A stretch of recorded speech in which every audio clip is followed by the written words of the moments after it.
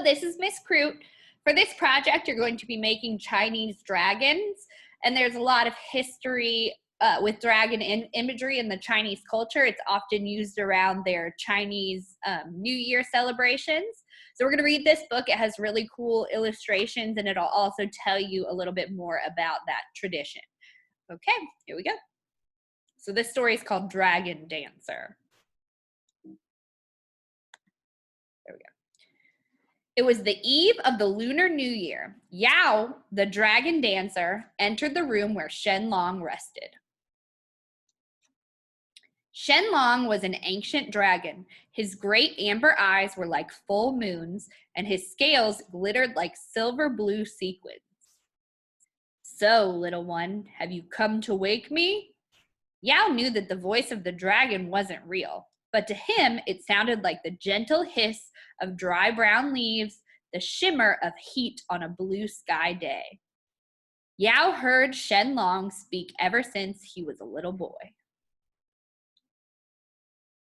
Yes, Shenlong, Yao replied, a little afraid and a little excited. Then what are you waiting for, little one? Shenlong's answer was almost a growl. His sky blue voice became a murky rainstorm.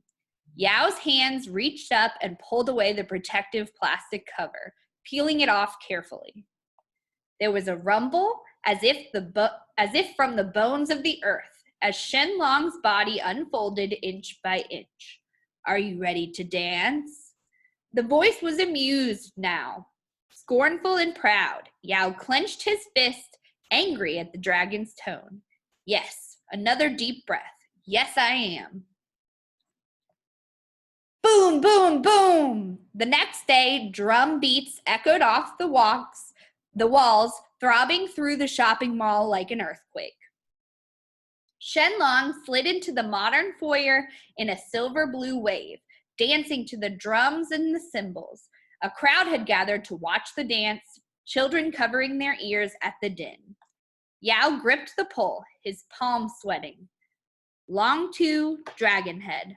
Shenlong's power tugged at him like leashed lightning. Yao wished his grandpa had been there to see him. So you can see here, and if you were paying attention to the story, this is all part of a dance that they do with these paper dragons that the people, you can see the sticks. It's kind of like a puppet almost. Dance, dance, dance! Shenlong's voice was the sound of a thunderstorm. He circled the foyer of the shopping mall, claiming his territory, sniffing out the bad luck like a hunting hound. Yao could sense dark pools of stale luck like sticky black goo, bringing misfortune to everyone who had gathered there. It was time to dance. Now, now, now! Suddenly, Shenlong shot up in the air, taking Yao with him. The two of them, dragon and boy, began to loop and dip, corkscrewing through the shopping mall to draw out the bad luck. Really cool illustration here.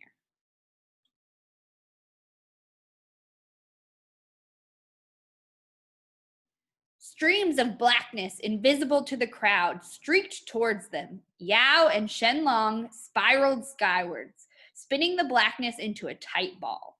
So much bad luck, Shenlong growled, his voice like a small-scale hailstorm. They danced around the black ball like a big cat playing with a toy.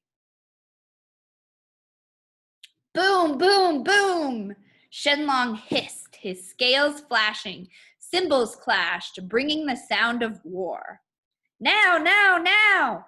Dragon and the boy drew down the colors of the sun, mixing them into the ball. Something was happening now, the black crackling warring with the bright gold. As Yao and Shenlong danced, the black disappeared, replaced by the solar gold. Laughing with triumph, dragon and boy chased the golden ball around. People clapped and children cheered, but Yao did not hear it. All he knew was the rustling of spring rain and the rumbling of rolling thunderclouds and the triumph of having chased the bad luck away. He was a proper dragon dancer now. With a shout, Yao and Shenlong sent the good luck spiraling back into the shopping mall where it belonged. The drum beats began to slow and Shenlong glided toward the ground, bringing Yao safely back to land. There was joy in the dragon's body as Yao steered him outside. Yao hoped he had done his grandpa proud. That night, Shenlong curled up with his eyes shining like moons. Yao would always remember those eyes. He had watched his grandpa bring Shenlong to life by dotting his eyes with black ink. From that day onwards, Shenlong had become a Tianlong, a sky dragon. You are a good dragon dancer, Shenlong said, settling down to rest. Yao grinned. Shenlong had never praised him before. Shenlong's voice faded into a murmuring of rain clouds. He would sleep until Yao roused him for the next dance. The end. So now there in the story, it has some information about the Chinese New Year that I'm going to read. Chinese New Year is celebrated across the globe. Festivities last for 2 weeks, culminating in Yao Zhao? I'm not positive. The Lantern Festival. It is a time not only to welcome spring after the harshness of winter, but also a time for family reunion. As a child, I received many red packets containing money from my grandparents, parents, and relatives. I also enjoyed yummy delicacies and wore new clothes, new shoes, and new pajamas, because it is traditional to wear new things to welcome in the new year.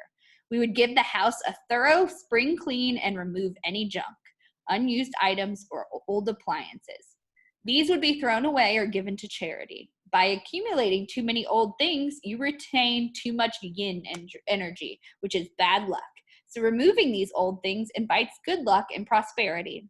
Lion and dragon dance troupes dance in shopping malls, homes, and restaurants so that these places can enjoy good luck and prosperity for the rest of the year. This tradition inspired Dragon Dancer, in which Shenlong and Yao dance the bad luck away and invite the good luck in. The loud drum beats, cymbals, and firecrackers accompanying lion and dragon dances remind us of how these New Year celebrations first began. It is said that Nyan, a monstrous creature was once rampaging through a village in search of food. It was only when the villagers began making loud noises and bangs that Nyan was finally frightened away.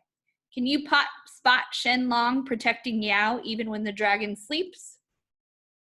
Talking about here. I think they're referring to this dragon eye in the moon. Pretty cool. All right, so that just gave you a little bit of history about the traditions that go with Chinese New Year. I'll also post a video that you can watch to learn more specifically about those traditions, but I liked this book and its illustrations, and I wanted to share it with you. All right, have fun with your drawings. Make sure that you send me your pictures so I can see them. I would love to see those.